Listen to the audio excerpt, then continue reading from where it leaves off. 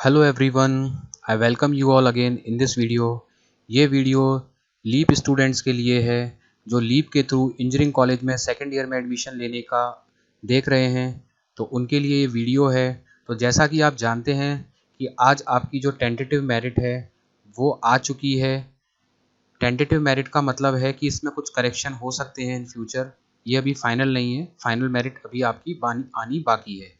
तो जब आप अपनी टेंटेटिव मेरिट देखेंगे तो उसके अंदर आपको आपकी रैंक दिख जाएगी, जनरल रैंक क्या है और आपकी कैटेगरी रैंक क्या है। अगर आप किसी कैटेगरी से बिलोंग करते हैं, मान लीजिए ओबीसी से बिलोंग करते हैं, तो आपको ओबीसी की रैंक दिख जाएगी और एक टीएफडब्ल्यूएस की रैंक भी आपको दिखेगी अगर आपने income less than 8 lakh choose की है।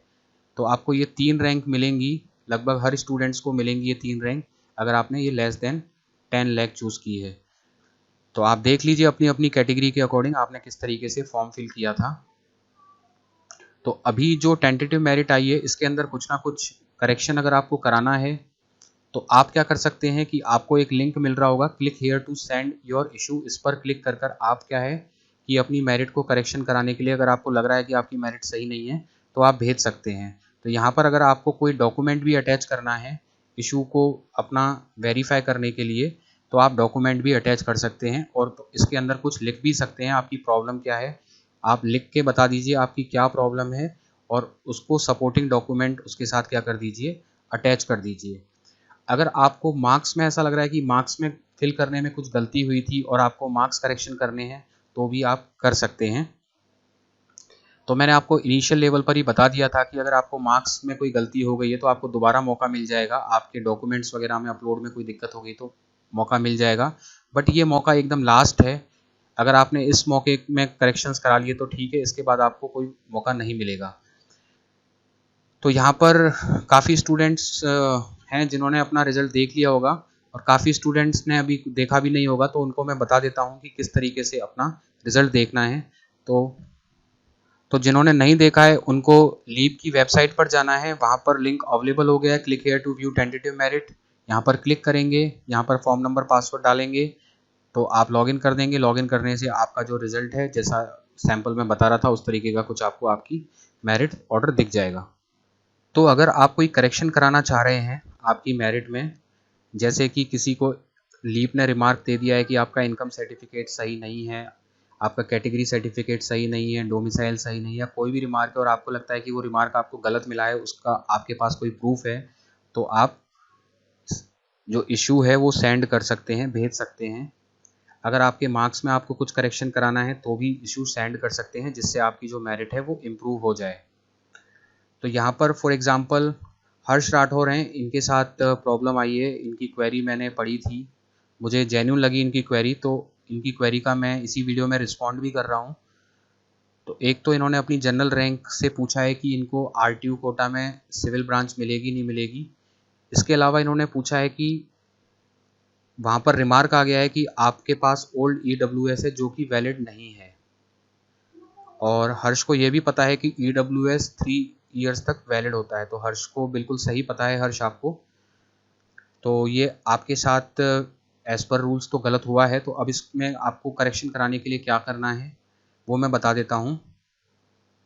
तो आपने ईडब्ल्यूएस के रिगार्डिंग आपकी जो मेजर क्वेरी है इसका मैं जवाब दे रहा हूँ।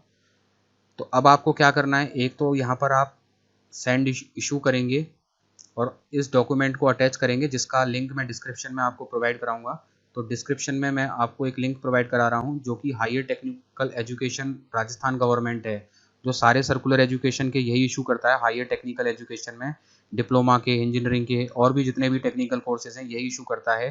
तो इन्होंने ही इशू कर रखा है ईडब्ल्यूएस की सर्टिफिकेट की वैलिडिटी के लिए राजस्थान गवर्नमेंट की तरफ से, क्योंकि काफ़ी जो कॉलेजेस हैं वो स्टूडेंट्स को इसी तरीके की प्रॉब्लम दे रहे थे। लेकिन ये बहुत पुरानी बात है, अब तो सभी को पता चल गया है कि 3 साल तक वैलिड है। उसके बाद भी जो लीप की तरफ से इस तरह का मैसेज मिलना काफ़ी गलत है।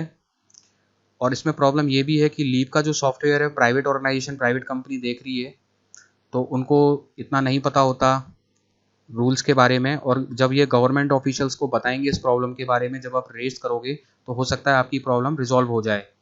अगर नहीं होती है तो अगर आप जयपुर के ही लोकल हैं तो आप लीप के ऑफिस में जाकर इनसे पर्सनली मिल लें, इस डॉक्यूमेंट को ले जाकर जिसका लिंक मैंने प्रोवाइड किया है। तो भी आपके लिए काफ़ी हेल्पफुल होगा। तो आप यहाँ पर अपना इशू ज़रूर सेंड करें, क्योंकि इसकी जो वैलिडिटी है वो बिल्कुल 3 साल तक है। तो ये नोटिस ऑलरेडी राजस्थान गवर्नमेंट की तरफ से इशूड है। इसमें बिल्कुल इसी विषय पर ये है कि आर्थिक कमजोर ईडब्ल्यूएस के व्यक्तियों को जारी किए जाने वाले इनकम एंड असेट सर्टिफिकेट के वैधता के संबंध में। वैसे तो ये 1 साल तक ही वैलिड होता है, लेकिन आप 2 साल के लिए शपथ पत्र देकर उसको 3 साल के लिए वैलिड करा सकते हो। तो उसके अकॉर्डिंग वैलिड होता है, क्योंकि स्टूडेंट्स को काफ़ी प्रॉब्लम होती है 1-1 साल में बनाने पर, तो इसलिए इसको शपथ पत्र के बेसिस पर 3 साल की वैलिडिटी दे दी गई है। तो शपथ पत्र का जो प्रारूप है वो भी यहाँ पर दे रखा है। तो आप इस डॉक्यूमेंट को अटैच कर कर सेंड इशू में भेजें। आपकी प्रॉब्लम को थोड़ा सा लिख कर भेज दें कि ये 3 साल के लिए वैलिड होता है, इसमें 2 इयर्स ग्रेस पीरियड है, और HTE राजस्थान की तरफ से ये सर्कुलर ऑर्डर निकला हुआ है। इस तरीके से वर्ड्स लिखकर वहाँ पर मेंशन कर दें, तो आपकी जो प्रॉब्लम है रिजॉल्व होनी चाहिए। और अगर आप पर्सनली जाकर मिल सकते हैं तो आपके लिए ये बहुत बेनिफिशियल होगा। अगर हम लीप ब्राउचर की बात करें तो लीप ब्राउचर के अकॉर्डिंग यहाँ पर दे रखा है certificate of category SC ST OBC MBC WS TSP issued by competent authority. तो यहाँ पर सिर्फ OBC का इन्होंने बता रखा है कि इनका सर्टिफिकेट इस डेट तक इशू होना चाहिए। उसके अंदर ग्रेस पीरियड मिलता है 2 साल का, तो वो OBC को नहीं EWS को भी मिलता है, MBC को भी मिलता है। तो यहाँ पर भी इन्होंने कुछ ठीक से मेंशन करा हुआ नहीं है। अगर मेंशन नहीं किया हुआ था उससे ये मतलब निकलता है कि SC ST और EWS का लाइफ टाइम वैलिड होता है। अगर इन्होंने मेंशन नहीं किया है तो उसका यही मतलब निकलेगा कि वो लाइफ टाइम वैलिड है। तो हर्ष, आपकी क्वेरी बिल्कुल जेन्युइन है, आप अपने करेक्शन के लिए फॉरवर्ड कर सकते हैं। डॉक्यूमेंट्स का लिंक मैं आपको प्रोवाइड कर दूंगा, आप उसको अटैच कर दीजिए और आपकी क्वेरी रिजॉल्व होनी चाहिए। कई बार वो इग्नोर भी कर देते हैं, तो आपको पर्सनली अगर आप जाकर लीप ऑफिस में बात कर लें या आपका कोई रिलेटिव जयपुर में रहता है तो और जल्दी आपका काम हो जाएगा। और आप इस सेंड इशू के अलावा जो टिकट जनरेट करने का है वहाँ पर भी अपनी क्वेरी डाल दें। दोनों जगह अपनी क्वेरी डाल दें, टिकट जनरेट करके भी क्वेरी डाल दें और यहाँ पर भी सेंड इशू करके क्वेरी डाल दें, क्योंकि आपकी जो जनरल रैंक है इसके अकॉर्डिंग आपको सिविल मिलने में थोड़ी सी परेशानी हो सकती है। बट अगर आपको EWS का बेनिफिट मिलेगा तो उससे आपके चांसेस और बढ़ जाएंगे कि आपको सिविल ब्रांच मिल जाए। तो आप इस अकॉर्डिंग देख लेना, इसका डिस्क्रिप्शन मैंने लिंक में दे दिया है। तो ये जो मेरिट है, रैंक है, वो किस तरीके से मिली है वो मैं आपको बता देता हूँ। इसमें जो प्रायोरिटी दी गई है BTR में, जिसकी जितनी भी परसेंटेज उसने फिल की गई थी, तो BTR के जितने भी स्टूडेंट्स थे जिस भी ब्रांच थे, तो उनको उनकी परसेंटेज के अकॉर्डिंग रैंक अलॉट कर दी गई है, परसेंटेज के अकॉर्डिंग। फिर उसमें एज फैक्टर भी देखा जाता है इनसाइड, कि जो ज़्यादा एज का है उसको हायर रैंक पर रखा जाए, या जिसके किसी पर्टिकुलर सब्जेक्ट में मैथ्स वगैरह में कहीं पर कोई मार्क्स ज़्यादा होते हैं। तो ऐसे कुछ इंटरनल क्राइटेरिया भी होते हैं। जब सेम क्लैश करती है मेरिट, जिस पॉइंट पर क्लैश करती है मेरिट, उस पॉइंट पर कुछ दूसरे इनसाइड के पैरामीटर देकर वहाँ पर रैंक अलग अलग अलॉट कर दी जाती है। तो फर्स्ट प्रायोरिटी पर BTR के जो स्टूडेंट्स हैं जिन्होंने डिप्लोमा यहाँ से किया है उनको फर्स्ट प्रायोरिटी पर रैंक अलॉट की गई है। उसके बाद राजस्थान के मूल निवासी हैं जिन्होंने अदर स्टेट से डिप्लोमा किया है उनको सेकंड प्रायोरिटी पर। फिर आउटसाइड राजस्थान के जो कैंडिडेट हैं उनको थर्ड प्लेस पर रखा गया है। उसके अलावा जिन्होंने BSc की हुई है उनको फोर्थ लेवल पर रखा गया है। जिन्होंने BSc अदर स्टेट से की है उनको फिफ्थ लेवल पर रखा गया है। और UG सर्टिफिकेट राजस्थान से किया उनको सिक्स्थ पर, UG सर्टिफिकेट आउटसाइड राजस्थान से उनको 7th नंबर पर। BTech के काफ़ी कम स्टूडेंट्स होते हैं एडमिशन लेने वाले, तो उनको राजस्थान वालों को 8th प्रायोरिटी पर रखा गया है और आउट ऑफ राजस्थान को 9th प्रायोरिटी पर रखा गया है। तो इस प्रायोरिटी के अकॉर्डिंग आपको क्या की गई है, रैंक अलॉट की गई है। सबसे पहले इनको, फिर इनको, फिर इनको, फिर इनको, इस तरीके से रैंक अलॉट की गई है, जो भी आपने परसेंटेज फिल की है अपने मार्क्स की उसके अकॉर्डिंग। अब यहाँ पर स्टूडेंट्स पूछ रहे हैं कि रिजर्वेशन का बेनिफिट मिलेगा कि नहीं मिलेगा। तो हाँ, रिजर्वेशन का बेनिफिट आपको बिल्कुल मिलता है। जैसे कॉस्मिक है यहाँ पर, इन्होंने सर आई एम कन्फ्यूज, हमारी रैंक शो हो रही है OBC 158, what is this mean. तो आपको ये आपकी कैटेगरी की रैंक मिली है। जैसे आपने OBC में अप्लाई किया होगा तो आपको आपकी OBC की रैंक 158 मिल गई, आपको जनरल रैंक भी अलॉट हुई होगी और आपको TFWS रैंक भी अलॉट हुई होगी। तो इस रैंक का मतलब ये है कि सपोज़ हम बात करते हैं कि RTU सिविल इंजीनियरिंग है। RTU सिविल इंजीनियरिंग के अंदर मान लीजिए 3 सीट्स हैं टोटल, यहाँ पर 3 सीट्स हैं टोटल जनरल कैटेगरी की, और OBC की जो सीट्स हैं वो यहाँ पर 1 हैं। अगर मान लीजिए आपकी रैंक है वो जनरल कैटेगरी में अगर 2 आई है तो आप ओबीसी कैटेगरी से बिलोंग कर रहे हैं, एससी एसटी, तो आपको जनरल कैटेगरी के कोटे में यहाँ पर आसानी से सीट अलॉट हो रही है। मान लीजिए आपको आरटीयू सिविल इंजीनियरिंग आपकी प्रायोरिटी पर है, आपको जनरल कैटेगरी के कोटे से अलॉट नहीं हो पा रही, तो आपको आपकी रिजर्वेशन कैटेगरी का बेनिफिट दे दिया जाएगा। तो मान लीजिए आपकी ओबीसी की जो रैंक है वो फर्स्ट है और एक ही सीट है यहाँ पर, तो आपको ओबीसी की रैंक का बेनिफिट देकर आपको यहाँ पर सिविल इंजीनियरिंग अलॉट करा दी जाएगी। तो इस तरीके से रिजर्वेशन का बेनिफिट मिलता है। जनरल कैटेगरी का मतलब सभी कैंडिडेट्स हो गए, सभी कैंडिडेट्स को पहले जनरल कैटेगरी के अकॉर्डिंग जो ब्रांच की जो कट ऑफ होती है उस कट ऑफ के अकॉर्डिंग जनरल कैटेगरी के अकॉर्डिंग अलॉट होगा। अगर जनरल कैटेगरी में नहीं मिल पा रहा है तो उनको फिर कैटेगरी बेनिफिट देकर ज़्यादा रैंक होते हुए भी अच्छे कॉलेज मिलने के चांसेस अपनी कैटेगरी में उनके हो जाते हैं। तो आपको बिल्कुल रिजर्वेशन यहाँ पर बेनिफिट मिलेगा। और प्राइवेट गवर्नमेंट कॉलेज दोनों में ही रिजर्वेशन का बेनिफिट है, प्राइवेट एंड गवर्नमेंट कॉलेज दोनों में ही आपको इसका बेनिफिट मिलेगा। अब आप पूछ रहे हैं कि सीट किस तरीके से अलॉट होती है, तो सीट का जो अलॉटमेंट है उसके लिए ब्रांच वाइज कट ऑफ निकलती है। जैसे आज सभी स्टूडेंट्स ब्रांच चॉइस फिल को कर देंगे, उसके बाद उसको लॉक कर देंगे, तो सभी ब्रांचेस की कट ऑफ निकलेगी। जैसे सीएस कितने स्टूडेंट्स ने फिल किया है तो उसकी कट ऑफ निकलेगी, सिविल इंजीनियरिंग कितने स्टूडेंट्स ने फिल किया है तो उसकी कट ऑफ निकलेगी। तो उनकी ब्रांच वाइज कट ऑफ निकलने के बाद क्या होगा, आपको आपकी रैंक के अकॉर्डिंग ब्रांच और कॉलेज मिलने स्टार्ट हो जाएंगे। तो इस तरीके से आपको आपकी ब्रांच के अकॉर्डिंग कट ऑफ के अकॉर्डिंग आपको कॉलेज मिलते हैं। तो आप समझ गए होंगे कि आपको रिजर्वेशन का भी बेनिफिट है और जो कॉलेज अलॉटमेंट है, ब्रांच अलॉटमेंट है, वो आपकी जो ब्रांच कट ऑफ आएगी कॉलेज लॉक होने के बाद उसके अकॉर्डिंग आपको कॉलेज अलॉट होगा। तो पहले जो सीट अलॉटमेंट है वो जनरल मेरिट के अकॉर्डिंग होगा सभी को। अगर आप उसमें सीट ले लेते हैं तो ठीक है, अदरवाइज आपको आपकी जो कैटेगरी होती है उसका बेनिफिट दिया जाता है।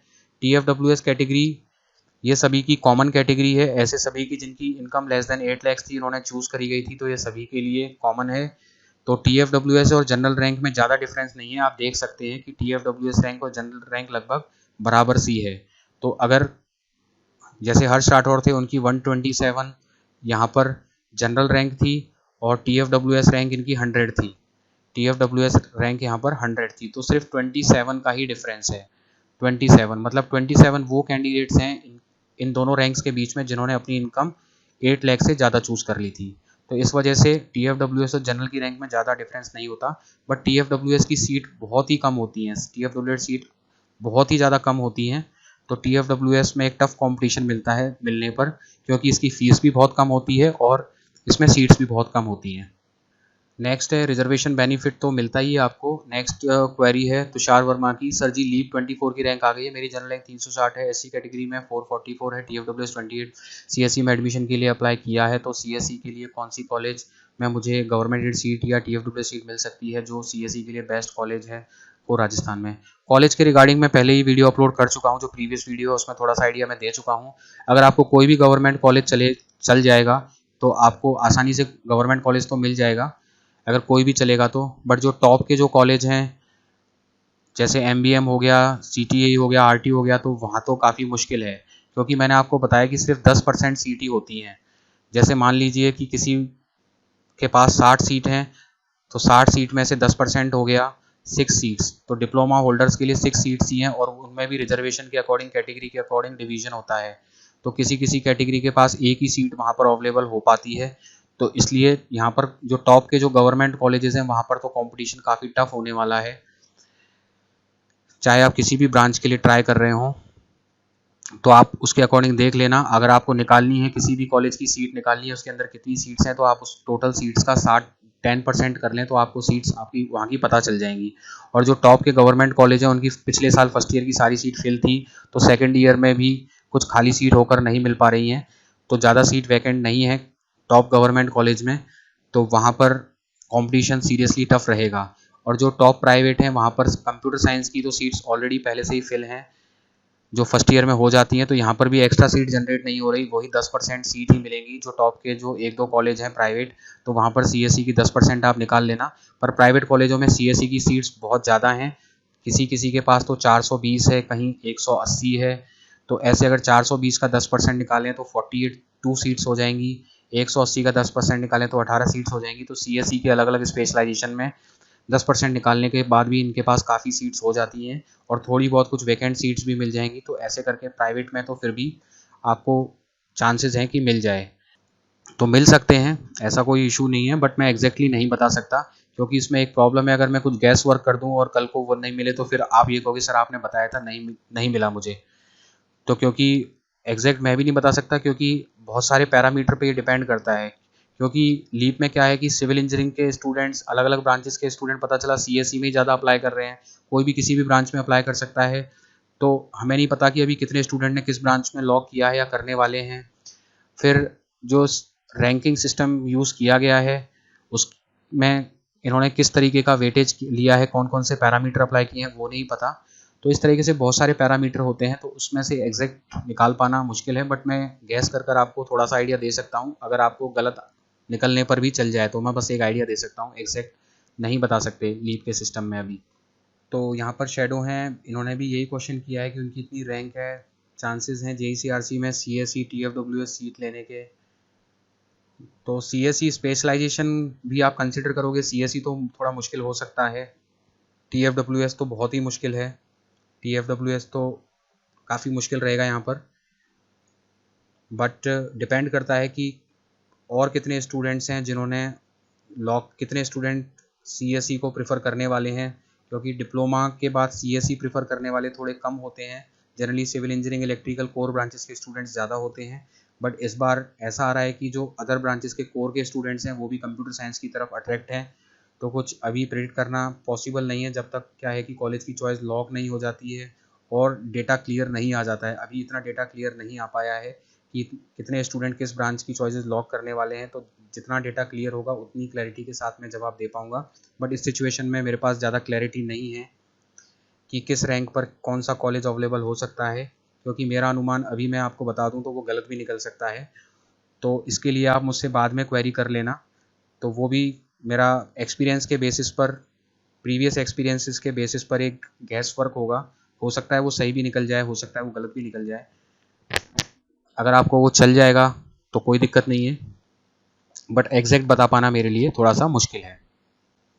काफ़ी स्टूडेंट चॉइस रिगार्डिंग के बारे में पूछ रहे हैं कि लॉक करें कि नहीं करें, तो मैंने पहले ही बता दिया था कि अभी लॉक ना करें, क्योंकि अभी ये टेंटेटिव मेरिट है, फाइनल मेरिट आएगी। फाइनल मेरिट जिस दिन आएगी उसके बाद आप अपनी चॉइसेस को अगर चेंज करना चाह रहे हैं, कॉलेजेस को चेंज करना चाह रहे हैं तो चेंज कर सकते हैं। आप अभी सेफ चॉइस कर लें, सेफ चॉइस करके रख लें। सेफ चॉइस करने से ये रहेगा कि अगर लास्ट में आप किसी कारण से भूल गए तो भी कर सकते हैं। और लॉक अभी ना करें, क्योंकि लॉक आपने कर दिया तो फिर बाद में अपनी चॉइसेस को सेव नहीं कर पाएंगे। एक बार लॉक कर दिया तो प्रॉब्लम रहेगी। आपको लॉक करना है जब लास्ट डेट आ जाए तो उस दिन लॉक भी करना है, क्योंकि लॉक आप करेंगे तो तभी आप अपना फॉर्म का प्रिंट आउट ले सकते हैं, चॉइसेस का प्रिंट आउट ले सकते हैं। अगर आप लॉक नहीं करेंगे तो आप अपना प्रिंट आउट नहीं ले पाएंगे। तो आप लॉक ज़रूर करें अपने हाथों से, जिससे आपके पास प्रिंट आउट रहे और आपको याद रहे कि आपने कौन से कॉलेज भरे थे और कौन से कॉलेज इसमें नहीं थे, जिसके और उसके बाद आपको पता रहेगा कि हाँ मैंने भरा था तो मुझे अलॉट हुआ कि नहीं हुआ। आपके पास एक प्रूफ तो रहना चाहिए। तो इसलिए लास्ट मोमेंट पे आप लॉक कर देना। अभी आप चॉइसेस को सेव करते हुए चलिए, ताकि अगर चेंज करना चाहें तो चेंज कर सकते हैं। ऐसा है कि अगर आप सेव चॉइस कर लेंगे तो अगर आप गलती से भूल भी गए तो वो लॉक भी हो जाएंगी, बाद में उनको आप क्या कर सकते हैं, लॉक भी कर सकते हैं। तो उसमें कोई दिक्कत नहीं है, लॉक ऑटोमेटिकली हो जाती है। तो अभी आप सेव कर कर रख सकते हैं, उनमें अगर कोई चेंजेस करने हैं तो वो चेंजेस भी आप कर सकते हैं। जैसे यहाँ पर ये फिल कर दिया है एक सैंपल के फॉर्म में, इस तरीके से फिल कर कर यहाँ पर रख लिया है। लॉक नहीं किया है तो हम यहाँ पर अभी तक क्या कर सकते हैं, चॉइसेस को डिलीट कर सकते हैं, अप डाउन कर सकते हैं, चेंजेस कर सकते हैं। अगर यही लॉक हो जाती तो फिर हम इनमें कुछ भी चेंजेस नहीं कर पाते। तो यहाँ पर आपको ये भी बताया गया है कि fill maximum number of desired college choices, आप ज़्यादा से ज़्यादा कॉलेजेस की चॉइसेस भरें। अगर आपकी रैंक ज़्यादा भी है तो आप ऐसा क्यों सोच रहे हो कि मेरी रैंक ज़्यादा है, आपकी ज़्यादा रैंक है और आप एमबीएम में एडमिशन चाह रहे हो तो आप फिल कर दो एमबीएम, कोई दिक्कत नहीं है। आपकी रैंक ज़्यादा होते भी अगर आप ऊपर के कॉलेजेस फिल करोगे तो लीव मना नहीं कर रहा, आप जितनी मैक्सिमम चॉइसेस फिल कर सकते हो हायर ऑर्डर की वो फिल करते जाओ। एमबीएम आरटीयू जितनी भी आपको फिल करनी है फिल कर दो। उसके बाद क्या है कि आप अपनी रैंक के अकॉर्डिंग क्या कर सकते हो, यहाँ पर एक नीचे की लोअर चॉइसेस का कॉलेज भी जो आपकी रैंक को सूट करता हो उसको भी चॉइस कर सकते हो, उन कॉलेजेस को भी चॉइस कर सकते हो, जिससे कि आपकी चॉइस एग्जॉस्ट ना हो। कई बार ऐसा होता है कि आपने जो चॉइसेस फिल करी हैं उसमें से आपको कोई कॉलेज ही नहीं मिल पाए तो चॉइस एग्जॉस्टेड आ जाता है। तो आप अपनी रैंक के अकॉर्डिंग थोड़े से नीचे कैटेगरी के कॉलेजेस की तरफ भी आ सकते हो, ज़्यादा से ज़्यादा चॉइस फिल कर कर अपनी रैंक की प्रायोरिटी को देखते हुए, जिससे आपकी चॉइस एग्जिस्ट ना हो। और फिर अपवर्ड मूवमेंट में वापस आपको चांस मिल जाता है अपना शिफ्ट करने के लिए। और अपवर्ड मूवमेंट में जो मेरिट है वो बहुत ज़्यादा डाउन हो जाती है, अपवर्ड मूवमेंट के बाद मेरिट है वो बहुत ज़्यादा डाउन हो जाएगी। तो अपवर्ड मूवमेंट में जाने के बाद हो सकता है कि आपको ऊपर के चॉइसेस मिल जाएं, अच्छे चॉइसेस मिल जाएं। तो इन चीज़ों का ध्यान रखें आप चॉइस फिल करते वक्त। और अब बात कर लेते हैं इंपॉर्टेंट डेट्स की। तो इंपॉर्टेंट डेट्स हैं, आज आपकी जो मेरिट लिस्ट है 24/8/2024 को आ गई है। आपको जो इश्यूज सेंड करने हैं वो 26/8/2024 तक इश्यूज सेंड कर देने हैं। उसके बाद जो फाइनल मेरिट डिक्लेयर होगी वो 27/8/2024 को आ जाएगी। फिर जो लॉक करना है, चॉइस लॉकिंग करनी है, उसकी जो लास्ट डेट है वो 28/8/2024 है। तो इस डेट तक आपको क्या है, चॉइस मेरिट फिल कर लेनी है। लास्ट डेट को या लास्ट डेट से पहले अपने हाथों से क्या कर दें, कॉलेजेस की चॉइसेस को लॉक कर दें, जिससे आपको प्रिंट आउट मिल जाएगा, जिससे आपके पास एक प्रूफ रहेगा कि आपने किन को फिल किया होता। तो यहाँ पर अभी तक की जितनी क्वेरीज थी, जो भी प्रोसेस हुआ है उसके रिगार्डिंग हमने बात कर ली है। फिर भी अगर किसी की क्वेरी रह गई हो, किसी को डाउट हो, तो कमेंट कर कर पूछ लेना। मैं रिप्लाई देने की कोशिश ज़रूर करूँगा, उसका बेस्ट आंसर देने की ज़रूर कोशिश करूँगा। तो चलिए मिलते हैं नेक्स्ट वीडियो में, तब तक के लिए थैंक यू।